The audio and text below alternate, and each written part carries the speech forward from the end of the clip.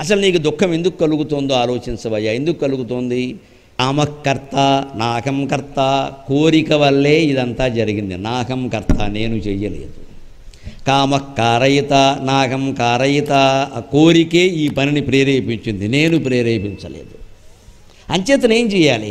స ఏష కామకామాయ స్వాహ, ఆ కామాన్ని కామంలోనే దగ్ధం చేసేస్తున్నా అని ఒక నేతి గరిటతో నెయ్యి తీసి యజ్ఞంలో వేస్తాను. కోరికను దగ్ధం చేయి, నీకు దుఃఖాలు ఉండవు. మనం కోరికలను వదలలేము, దుఃఖం ఉండద్దు అంటాం. సాధ్యమయ్యే విషయం కాదు ఇది. టైర్లు లేకుండా లారీ నడుస్తుందా? లారీ నడవాలండి, టైర్లు ఉండద్దు అంటే తాడెట్టు లాగు, ఎవడొద్దన్నాడో. కోరికలలాగే ఉండాలి, దుఃఖం ఉండద్దు. కోరికలే దుఃఖానికి మూలం. వశిష్ఠ మహర్షి దగ్గర నుంచి గౌతమ బుద్ధుడి వరకు చెప్పింది అదే, కోరికలే దుఃఖానికి మూలం. కోరికలు వదిలేయక్కర్లేదండి, కనీసం తగ్గించుకోండి. కట్ చేయి, ఎప్పటికప్పుడు కట్ చేయి. ఇదొద్దు తోసేయి, తీసేయి, అప్పుడు సుఖంగా ఉంటాం. అది పోగేసి ఇది పోగేసి ఇవన్నీ మూటగట్టి ఇవన్నీ ఎలా కాపాడుకోవాలో అనగానే అయిపోయింది, గుండెపోటు వచ్చింది. లాగేయండి పక్కకన్నారు. ఆ మూటలన్నీ అలాగే ఉన్నాయి, ఈ మూటలు లాగేశారు బయటికి. మనం సంపాదించుకుని దాచుకున్న మూటలు, బట్టల మూటలు, ఆభరణాల మూటలు, డబ్బుల మూటలు, బీరువాల మూటలు, ఇళ్ల మూటలు, కోరికల మూటలు, బంధాల మూటలు, ఆ మూటలన్నీ అలాగే ఉన్నాయి. ఈ మూటలు ఆగేశారు ఇక్కడికి. ఈ మాత్రం గ్రహించలేకపోతున్నావా? ఎన్నో శవాలు మన ముందు రోజు వెళ్ళిపోతున్నాయి. మన బంధువుల్లోని చిన్నపిల్లలు కూడా.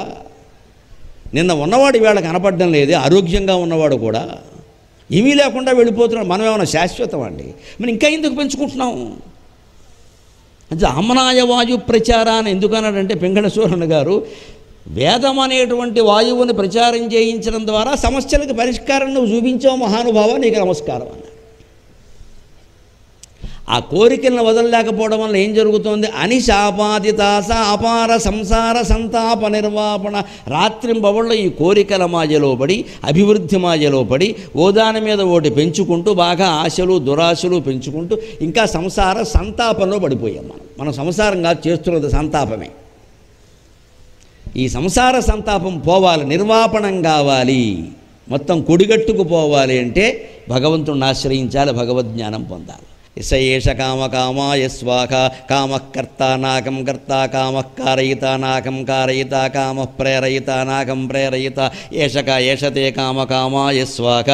మన్యు కర్త నాకం కర్త, మన్యకారయిత మన్యుకారయిత నాకం కారయిత, మన్యు ప్రేరయిత నాకం ప్రేరయిత, ఏషతే మన్యవే స్వాహ. వేదంలో ఉంటాయి ఈ మాటలు.